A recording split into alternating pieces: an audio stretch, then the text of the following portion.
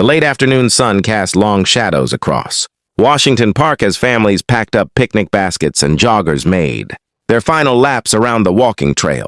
Near a quiet pond, an elderly black man sat alone on a weathered wooden bench, feeding pieces of bread to a flock of ducks. His gray beard was neatly trimmed, and despite his age, well into his 70s, his broad shoulders and thick forearms hinted at a lifetime of discipline. He wore a faded brown jacket, simple jeans, and an old baseball cap pulled low over his eyes. Resting beside him was a polished wooden cane he barely seemed to need. His name was Marcus Johnson. To everyone in the park, he looked like nothing more than a peaceful grandfather enjoying the evening. No one knew that decades earlier, Marcus had held the world heavyweight boxing title, defending it 8 times before retiring undefeated. He had walked away from fame years ago, choosing a quiet life mentoring neighborhood, kids instead of chasing television interviews and endorsement deals. As Marcus smiled at a little girl chasing pigeons nearby, loud laughter echoed across the path. 6 teenage boys, all around 16 or 17, wandered into the park wearing matching varsity jackets. Their confidence bordered on arrogance. They shoved each other playfully, blasting music from a portable speaker and drawing irritated glances from families nearby. The tallest among them, Tyler, noticed Marcus sitting alone. "Look at that old man," he sneered. "Probably asleep." Another teen laughed. "Bet he can't even stand without that cane." One of them picked up a small pebble and tossed it toward the ducks. The birds scattered in panic. Marcus looked up calmly. "Those birds weren't bothering anyone," he said quietly. Tyler grinned. "You got a problem with us, Grandpa?" Marcus slowly stood, leaning only lightly on his cane. "I said they weren't bothering anyone." The boys surrounded him, cutting off the path to the parking lot. A mother walking with her son quickly turned in another direction, sensing trouble.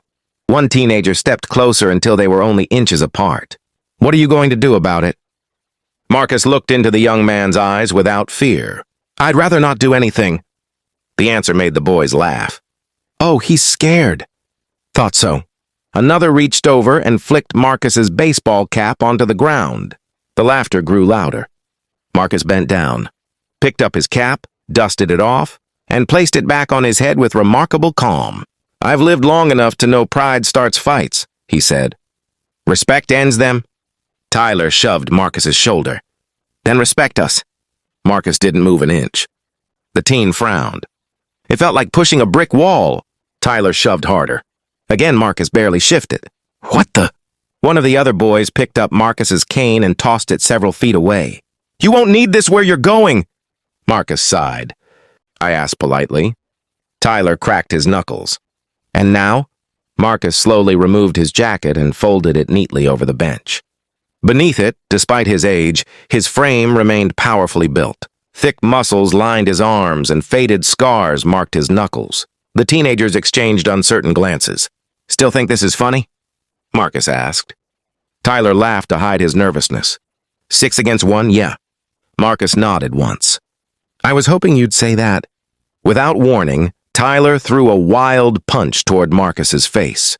In a blur too fast for most people to follow, Marcus slipped to the side with effortless precision. Tyler stumbled forward, losing his balance. Marcus never struck him. He simply guided Tyler's momentum until the teenager landed harmlessly on the grass. "What?" The remaining 5 charged at once.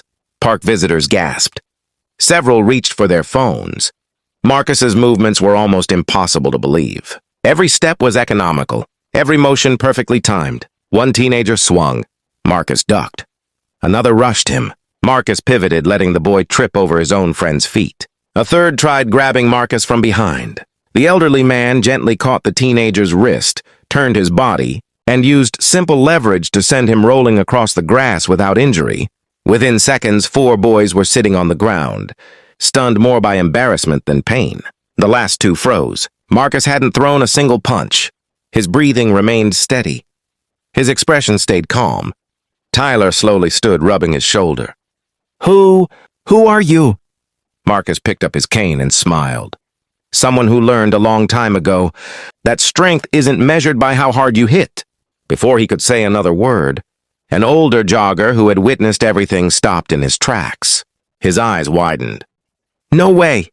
He stared at Marcus. I know that face. Marcus chuckled softly. It's been a long time. The jogger turned toward the teenagers. You fools have no idea who you're standing in front of. The boys looked confused. The man pulled out his phone, searched for an old photograph, and held it beside Marcus's face. The image showed a young boxer raising a championship belt above his head before a roaring crowd. Heavyweight champion Marcus Ironheart Johnson, undefeated. The teenagers' mouths fell open. That's him? Marcus smiled modestly. That was another lifetime. Tyler's face turned pale. We didn't know. Marcus walked over, picked up his folded jacket and put it back on. I know. He looked at each of them one by one. That's why you should never judge someone by their age, their clothes, or how quietly they speak. None of the boys could meet his eyes. A police officer arrived moments later after several witnesses reported the disturbance. Before anyone could explain, Marcus stepped forward. They're kids, he said calmly. They made a bad choice. Nobody's seriously hurt. The officer looked at the embarrassed teenagers. You six owe this gentleman an apology.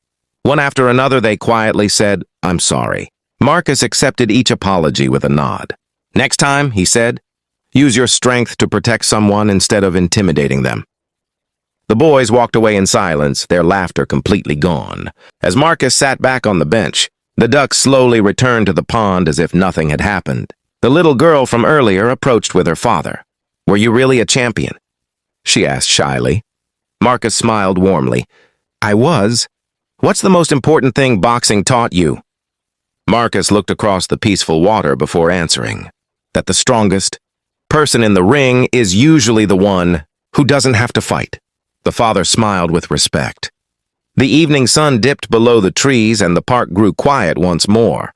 Marcus tossed another piece of bread toward the waiting ducks, grateful that after all these years, his greatest victory wasn't another championship belt. It was walking away having proved that true strength is measured by restraint, wisdom, and the courage to choose peace when everyone else expects violence.